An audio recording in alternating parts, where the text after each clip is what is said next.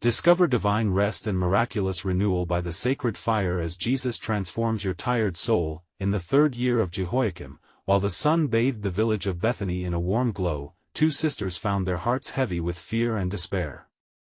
Martha and Mary, known for their unmatched hospitality and love, awaited a miracle as their beloved brother Lazarus lay gravely ill. Each time the door creaked, the faintest hope would flicker within them, but time grew short. Martha, seated beside Lazarus, wiped his fevered brow with trembling hands, tears falling like rain as she reflected on the joy their family once shared, particularly the warmth of their dinners filled with laughter and the presence of Jesus, the healer, who frequently blessed their home. Mary, the contemplative spirit, sat near her brother's feet, heart laden with dread. The memories of their last gathering still echoed in her mind, yet now they felt distant, entangled by the clutches of sickness. In the stillness, she whispered prayers to the heavens, beseeching the God of her ancestors for comfort and healing. Both sisters felt the weight of impending sorrow, yet they also clung to the teachings of Jesus, who spoke of God's love and the promise of life.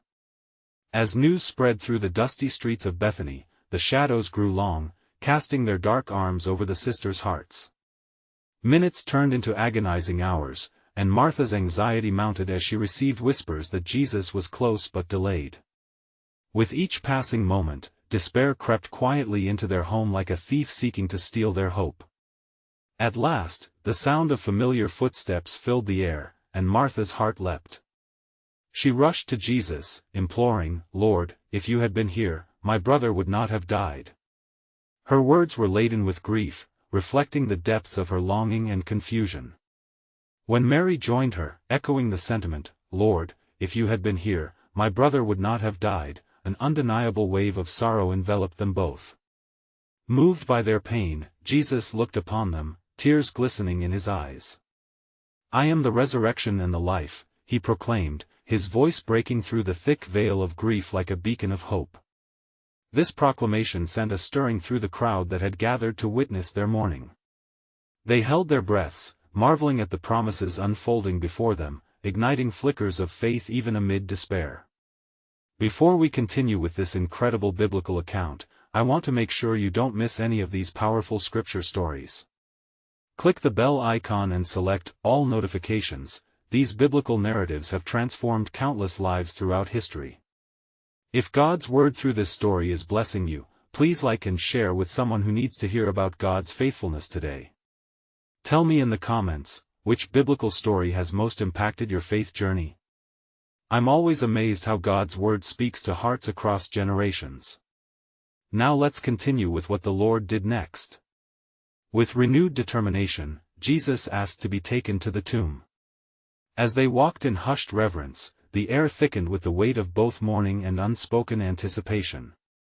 Arriving at the grave, a dark stone enclosure, the sisters clung tightly to one another, staring into the abyss of loss. "Remove the stone," Jesus commanded, and with trembling hands, they obeyed, their hearts laden with uncertainty. "Lazarus, come out." His voice rang through the silence, imbued with authority that seemed to shake the very ground they stood on. The crowd gasped, expectation brimming in the air. What would unfold next? Would faith triumph over despair? The atmosphere crackled with divine promise, drawing all eyes toward the tomb, as a holy mystery arose in the hearts of those gathered, eager witnesses to the manifestation of God's miraculous power. As the silence lingered, a profound stillness enveloped them, and the air crackled with the tension of that sacred moment. The crowd held their breath, caught between sorrow and the tantalizing expectancy of the divine. Then, as if the very fabric of reality was about to be torn, a stirring was felt within the tomb. The heavy stone, now rolled away, creaked as if in response to the command of Jesus. The shadows of the grave instinctively recoiled from the radiant hope that flooded the space. And then, from within the dark enclosure, a figure appeared. Wrapped in grave clothes, Lazarus emerged, his face veil still covering him, the unmistakable breath of God coursing through his revived body. "Lazarus, come out," had sounded like an ordinary command, yet the authority in Jesus's voice transformed it into an irresistible call. He stepped forth, blinking away the darkness, now bathed in the light of renewed life. Martha and Mary, overcome by disbelief and joy, stepped back, their hearts racing. Lazarus! Martha cried, her voice trembling with both awe and disbelief as tears streamed down her face. Mary, too, stood transfixed, her heart soaring at the sight of her brother, a miracle made manifest before her very eyes. The astonished onlookers murmured among themselves, some rejoicing and others filled with lingering doubts. Could this be the one? They whispered. Is he truly who he claims to be? But among their doubts, faith began to take root, nourished by the sight of Lazarus standing there alive, the vibrant hues of hope invading the shadows that had cloaked their hearts. Jesus, seeing the confusion upon their faces, said gently, "Unbind him, and let him go." The crowd scurried forth, hurriedly unraveling the grave clothes, revealing Lazarus in all his living glory, a testament to the might of the Son of God. And in that moment, the power of resurrection became tangible, weaving through the hearts and minds of all those gathered. Fear began to recede, as shouts of praise echoed through the valley. People, once cloaked in darkness, now raised their voices to heaven, proclaiming the wondrous deeds of the Lord. The swift ripples of transformation cascaded through Bethany, and a new dawn broke over their sorrowful grief. Yet among the celebration, a whisper of unease began to snicker in the shadows. Among the onlookers were the Pharisees, their faces darkened with resentment and plotting, acknowledging neither the miracle nor the one who wrought it. The implications of this great sign began to circle their hearts like vultures, feeding on the thought that their power might be slipping through their fingers. Yet in their fear and disbelief, God's sovereign plan was already unfolding. For Jesus had come to not only heal the body but to remind them that through him, there is life everlasting, a gift beyond death itself. Unbeknownst to many, this miraculous act was just the precursor to something far greater, a journey towards the ultimate sacrifice that would change the course of humanity. As Lazarus stood, rejoined with his sisters, and the echoes of praise resounded through the air, the question arose anew in the hearts of those witnesses, what is this man that even death must obey him? The answer remained hidden for now, wrapped in divine mystery and revelation yet to come, as they awaited the outworking of God's perfect plan, the moment when all would see the true depth of his love and purpose. The atmosphere thickened with exuberance and awe as Lazarus, now free from the bindings of death, embraced life anew. The people surrounded him, their laughter and cries of joy intertwined in a symphony of hope that filled the air. Yet, beyond the jubilation, a shadow fell upon the hearts of the scribes and Pharisees, stirring in their souls a potent mixture of fear and indignation. John, the beloved disciple, observed the spectacle with wonder, feeling the warmth of faith envelop him. He turned to his fellow disciples, saying, "Surely, this is the Messiah we have long awaited. The one who walks upon the waters and calms the storms, now commands even death." There was fervor in his voice, a reflection of the divine revelation that stirred within him. But in the corners beyond the joyful gathering, the high priests huddled together, their whispers cloaked in malice. "This man is a threat to our authority," one of them hissed, his eyes narrowed. "If we let him go on like this, the whole nation will believe in him, and our position will be lost." Another replied, "It is better for one man to die for the people than for the whole nation to perish," echoing the words of prophecy unbeknownst to them. Their darkened hearts could not see the truth, they did not grasp that they were unwitting actors in the fulfillment of God's sovereign plan. As the throngs began to disperse, fueled by the miracle they had witnessed, Jesus directed his gaze toward the distant horizon. With an unshaken spirit, he understood the storm that loomed on the horizon, aware that this wondrous act would soon lead not only to escalating belief but also to the orchestrated chaos that sought to snuff out the very light he brought into the world. Then he turned, his voice steady yet filled with profound love, addressing the crowd. "You seek signs and wonders, but do not make the miracle your focus. Know that I am the resurrection and the life. Whoever believes in me, though he die, yet shall he live, and everyone who lives and believes in me shall never die. Do you believe this?" Martha, her heart still astonished, stepped forward, her voice still trembling from the experience. "Yeah, Lord, I believe that you are the Christ, the Son of God, who is coming into the world." Her profession of faith was a beacon amidst the gathering storm of doubt that threatened to arise. As evening descended, Jesus moved towards the homes of his dear friends in Bethany, where intimacy would yield itself to a much deeper communion. There, they would encounter a deeper revelation yet to be unveiled, a foretelling of the ultimate act of sacrificial love. The sun descended over the hills, casting long shadows that danced across the earth, and with it, the scene grew still as a heavenly hush fell around them.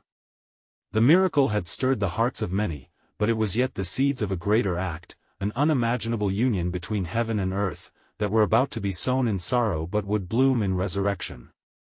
"Truly," Jesus said, his eyes locking onto those who sought both reason and the divine, "if this miracle also points you toward what is about to come, then rejoice, for the hour is drawing near when all men will see the glory of God revealed. And many will witness the full measure of love I am destined to show the world." The crowd leaned in, captivated, their hearts racing with anticipation, as the mystery of what lay ahead began to unfurl within their very souls, an act of grace that would change everything, igniting a fervor of faith that even death could not extinguish. Thus, they remained undone, awaiting the completion of God's sovereign plan that would transcend their wildest hopes. As the night folded upon the land, the gentle light of the stars illuminated the path leading to the home of Martha and Mary. Jesus walked with purpose, his heart aware of the trials that lay ahead. Underneath the calm veneer of the evening, dark clouds brewed, whispering forebodings among the religious leaders and enticing them to wrap deeper around their treachery. Mary, witnessing the gathering of friends and loved ones, felt her spirit thrumming in harmony with the joy surrounding Lazarus.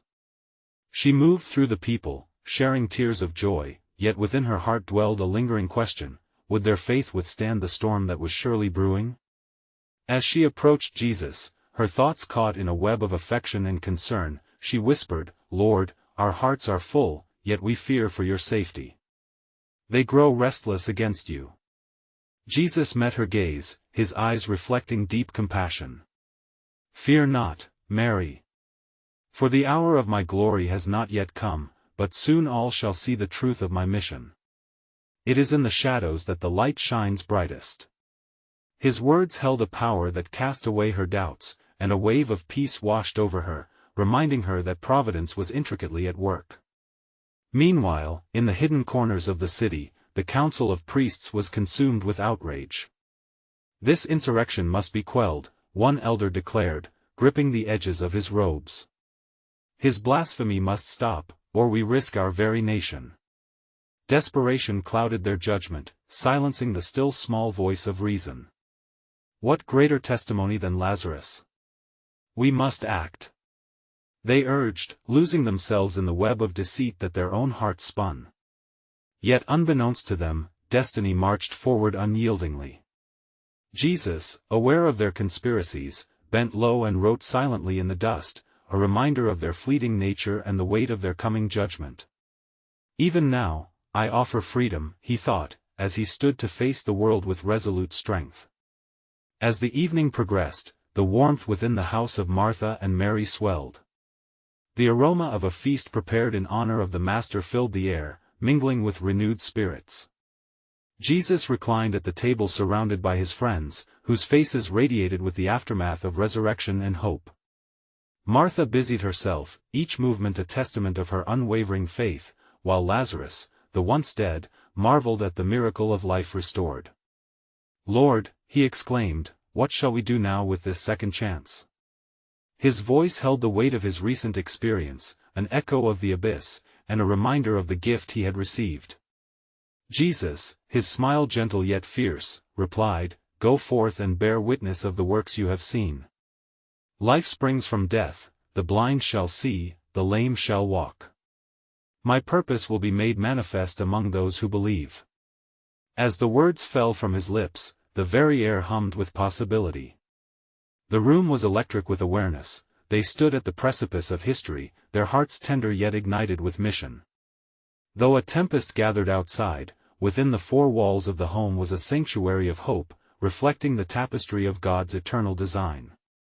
"For I tell you," Jesus declared, the time will soon come when all shall witness the true fulfillment of prophecy, when my life will be laid down and taken up again for all mankind." The company was left in profound silence, grappling with the enormity of the statement. A prophecy woven into the fabric of creation was unfurling before their eyes. Mary, filled with resolve, spoke softly yet firmly, "We will stand by you, Lord, come what may." And in that moment of solemn commitment, they began to comprehend the depth of their calling, unaware that the world was at the brink of transformation. In days ahead, Jesus concluded, his voice unwavering, "You will see the true unveiling of love made perfect. What you do now will echo through eternity." And thus, as night enveloped them, the currents of divine purpose flowed, drawing them closer to the narrow threshold where God's ultimate plan awaited, a plan that would redefine their very understanding of love, life, and sacrifice. What lay ahead was not merely trial, but the essence of true resurrection that awaited its day of revelation. As dawn broke over the horizon, a soft light spilled into the room where Jesus, Martha, Mary, and Lazarus gathered. Jesus rose early, his heart heavy yet assured, for he sensed that the hour of revelation approached swiftly. He knew that soon, the discussions of the council would turn to him, and their resolve to silence the truth would yield only to the louder call of divine destiny. Martha, noticing that Jesus lingered in prayer, approached him with a heart full of reverence. "Master," she whispered, "what weighs upon your spirit?" Jesus lifted his gaze toward her, his eyes filled with an intensity that drew her closer. "Martha, the path ahead requires courage, and I am to be its torchbearer. My ministry is at the crossroads, and the hearts of many are intertwined with what is to come." Mary, having caught the essence of their exchange, felt an unfamiliar stirring within her. "Lord, you speak of trials, yet we have witnessed miracles.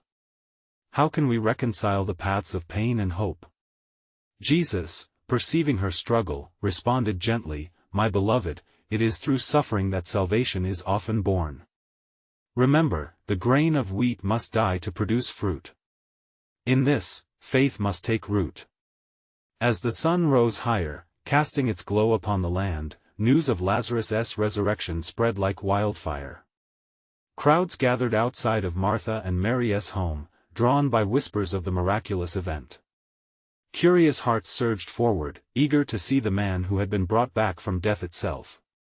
They looked upon Lazarus with awe, their questions buzzing like bees. "Who is this Jesus? What power does he hold?"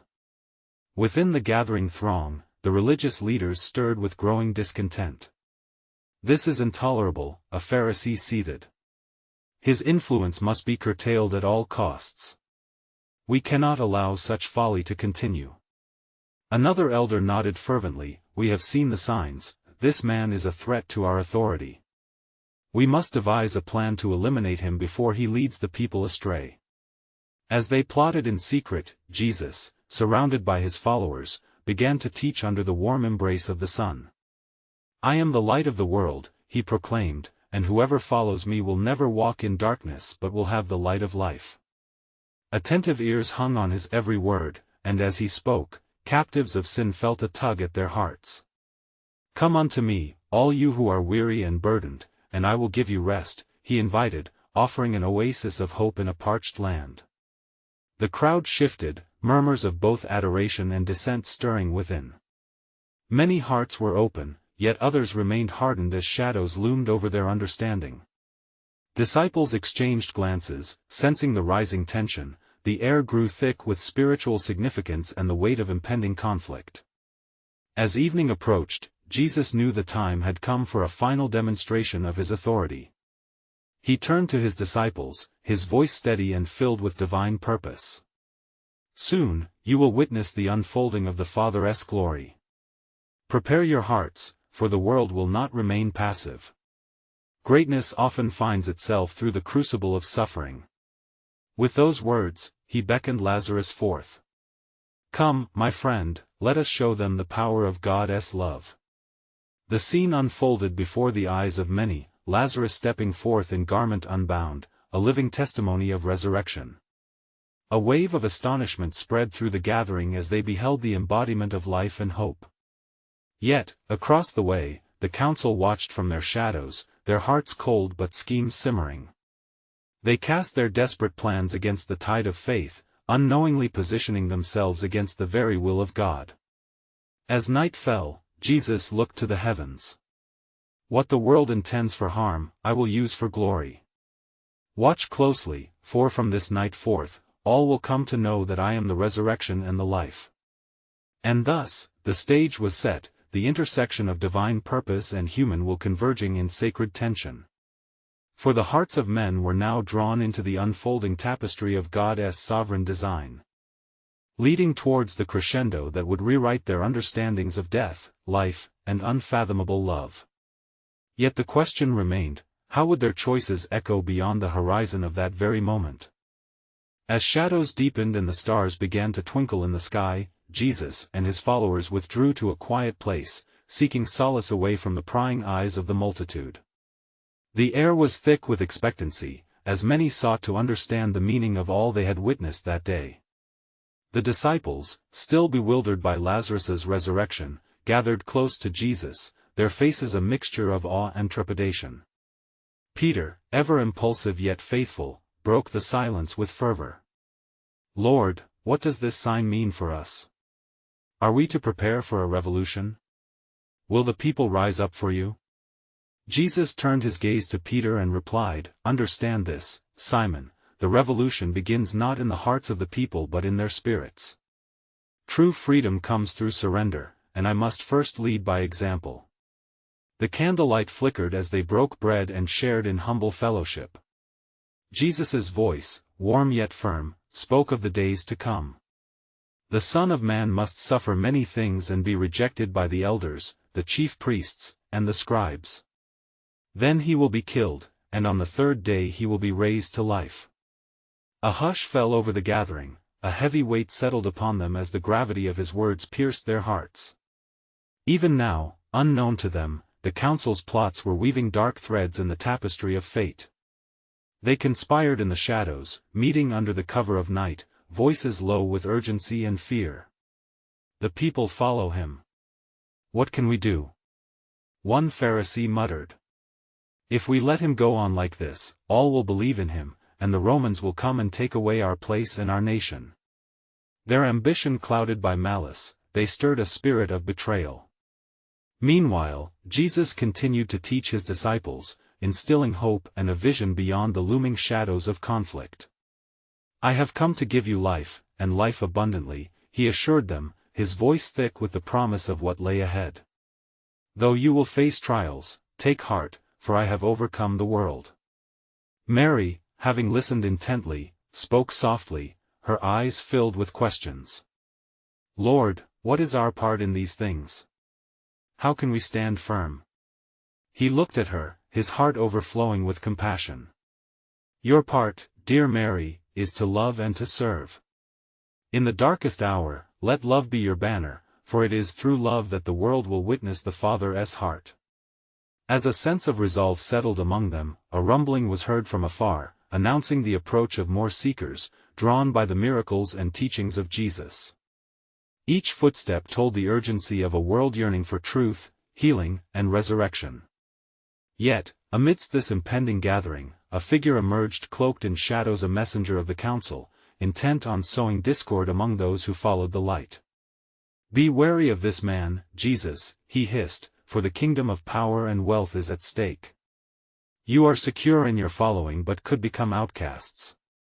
The disciples, sensing the tension, glanced at one another, uncertainty creeping into their hearts. But Jesus stood firm, his presence a shield of faith against the rising tide of doubt. "A house divided cannot stand," he proclaimed, his voice like thunder, arresting their attention. "Remember, my friends, the one who will betray me is among you. Guard your hearts against fear and deception." As Jesus spoke, a deep knowing settled within him. The Father's plan was unfolding, yet its full measure remained veiled. He raised his eyes towards the heavens once more, praying silently that the hearts of those around him would grasp the truth of his love. And in that moment, the weight of his destiny loomed, the path to the cross, the painful surrender, all entwined with divine purpose. The time would come when all would see and understand the depth of his sacrifice. What his followers could not yet fathom was that this was not merely a tragic end, but the very beginning of a covenant renewed. The gathering drew near, eager to witness wonders yet unseen. And so, the hearts of men were drawn into the eternal narrative of grace, leading to a final, heart-stirring revelation. The world would soon know that he was indeed the Lamb who takes away the sins of the world, destined to fulfill the ancient prophecies and draw all unto himself. For truly the stage was set, and his glory would soon be revealed in ways they could scarcely imagine. As the seekers gathered, their faces illumined by the flickering light, the atmosphere pulsed with anticipation. Jesus, sensing the weight of the moment, rose and called out to the crowd, "Come to me, all you who are weary and burdened, and I will give you rest." His voice, like a soothing balm, drifted over them, melding with the night air and captivating hearts. The murmurs in the crowd echoed with a shared longing, as they approached with fragile hope. Some came seeking healing, others for wisdom, and many simply to witness the one who spoke with authority. Among them were the broken and the lost, those who craved a touch of grace and the promise of new life. Jesus, in his compassion, looked upon them, seeing their struggles and the ache in their souls. He lifted his hands, and in the hush that fell, he began to teach, "Blessed are the poor in spirit, for theirs is the kingdom of heaven. Blessed are those who mourn, for they will be comforted." His words resonated like the gentle crashing of waves upon the shore, washing over the hearts present, bringing both conviction and solace. For each proclamation pierced the darkness within, shedding light on hidden burdens. Yet, the council, ever watchful, sent spies among the multitude, attempting to stir dissent. "Who is this man?" they whispered into the crowd. "Can he truly heal? Can he save?" These words sought to undermine the faith swelling in the souls of the listeners. Jesus, realizing their covert scheme, turned his gaze upon the spies, but their faces were veiled, their intent concealed. He continued, "Come, taste and see that the Lord is good, blessed is the one who takes refuge in him." As he spoke, a shiver of truth swept through the crowd. The hungry souls felt the embrace of hope as healings began to spring forth. With each miracle unveiled, the murmurs of discontent dissipated, giving way to cries of praise. The blind received sight, the lame were made whole, and those afflicted found relief as the power of God flowed through him. Yet, even amidst the joy, darkness loomed. Judas Iscariot, one of the 12, felt the pull of the council's promises, his heart teetering between loyalty and greed. He listened intently, feeling the weight of conflict deep within his spirit. What would it profit a man to gain the whole world yet forfeit his soul? Echoed in the chambers of his mind, the question piercing with unspoken implications as he wrestled with his conscience. Meanwhile, Jesus, aware of the inner turmoil of those gathered, pressed deeper into the truth that he was the bread of life. "I am the living bread that came down from heaven. Whoever eats this bread will live forever. This bread is my flesh, which I will give for the life of the world," he declared, his words swirling like a sacred invitation. Then, in an unexpected yet profound moment, a woman from the crowd cried out, her plea raw and passionate, "Lord, help me. My daughter is grievously tormented." The room held its breath as Jesus turned to her, seeing not just the anguish of her heart but the faith that resided within her. "Woman, great is your faith. Let it be done for you as you desire."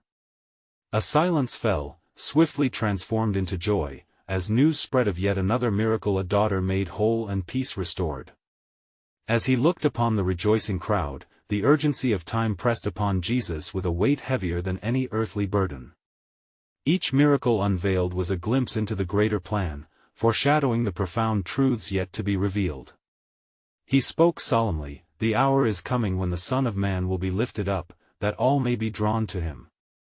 Do you comprehend what is about to unfold? In that poignant moment, as the sacred fire of belief ignited in their hearts, the shadows of betrayal encroached ever closer, unseen yet certain. And so, the air crackled with divine expectancy, for they were standing at the threshold of eternity, where the old covenant would soon yield to a new, glorious promise. As the night deepened, an echo lingered in the air, whispering the eternal plan that, with each step towards Jerusalem, was quietly converging upon the heart of redemption. For what they could not yet understand, the foundation of hope was being laid amidst their midst, unveiling the path to salvation and the gift of everlasting life. As the stars twinkled in the vast expanse above, Jesus turned his gaze once more to the multitude, sensing their unease and expectation. The air was thick with both hope and doubt, and yet he had come to unleash the depths of God's grace upon all who would listen. "I tell you truly," he began, "unless a grain of wheat falls to the ground and dies, it remains only a single seed. But if it dies, it produces many seeds." These words struck to the core of their understanding, as murmurs rippled through the crowd. The seeds of revelation were sown in fertile hearts, but shadows still loomed. The council's whispers echoed in the shadows, heightening the urgency of his message. "And I, when I am lifted up from the earth, will draw all people to myself," he continued, pressing into the divine mystery of his forthcoming sacrifice. There were those who looked upon him with bewildered faces, struggling to grasp the weight of his proclamation, yet his eyes met theirs with a tenderness that shattered their fear.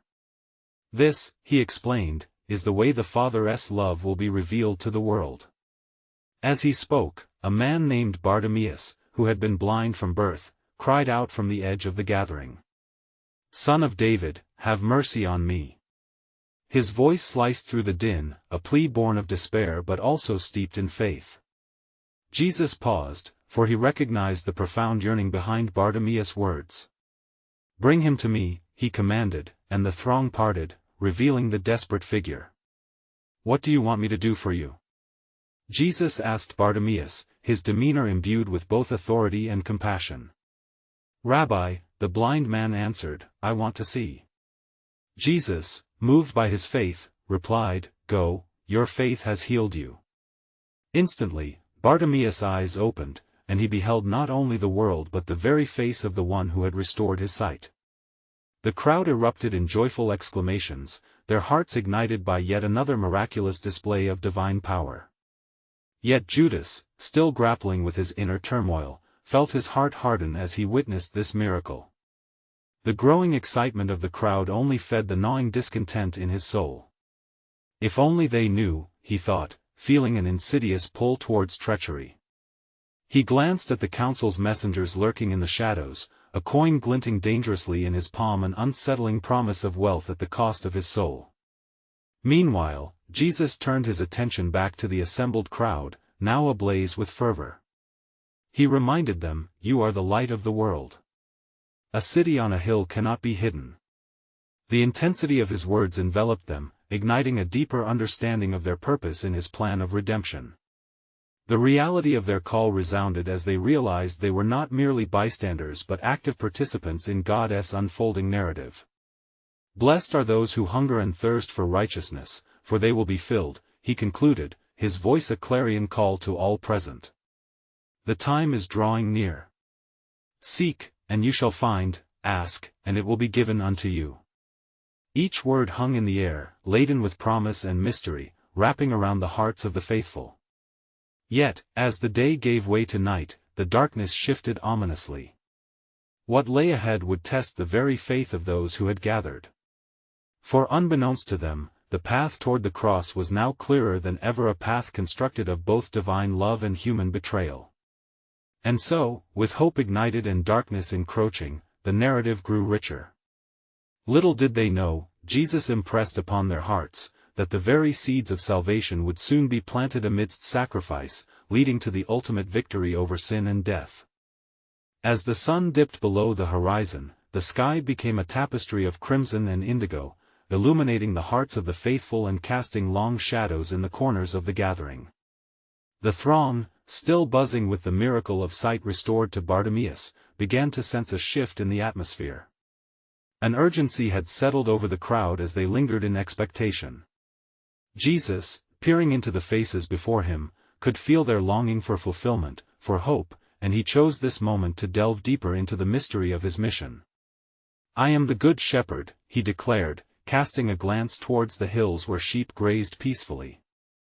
The good shepherd lays down his life for the sheep. His words resonated with both tenderness and authority, igniting a flicker of understanding among his followers. But the shadows were not merely those cast by the fading light. Voices from the council's emissaries crept into the hearts of many, kindling doubt and fear. Yet, undeterred by the encroaching darkness, Jesus continued. I have come that they may have life and have it to the full. The crowd hung on his every word, the promise of abundant life stirring a deep yearning in their souls. Among those gathered was a woman named Miriam, whose heart beat with the weight of sorrow. She had suffered from a debilitating illness for 12 long years, facing rejection and despair. As she moved through the throng, her spirit soared, bolstered by faith. If only I can touch his cloak, she whispered to herself, an audacious hope propelling her forward. Eager and trembling, she reached out, brushing the hem of Jesus' garment. In that instant, a warm surge of peace enveloped her, and she felt her body restored. Who touched me? Jesus asked, sensing the power that had gone out from him. The multitude grew silent, uncertainty filling the air. Miriam, trembling with awe, stepped forward and fell at his feet, confessing what had happened. Daughter, Jesus spoke tenderly, a radiant smile breaking forth upon his face, your faith has healed you. Go in peace and be freed from your suffering. As she departed, the crowd surged in a whirlwind of conversation, marveling at the story of transformation unfolding before them. Yet, in the midst of their joy, Judas felt the suffocating grip of envy, wrestling with his inner conflict, a battle ignited by the faith that thrived in others but flickered within him.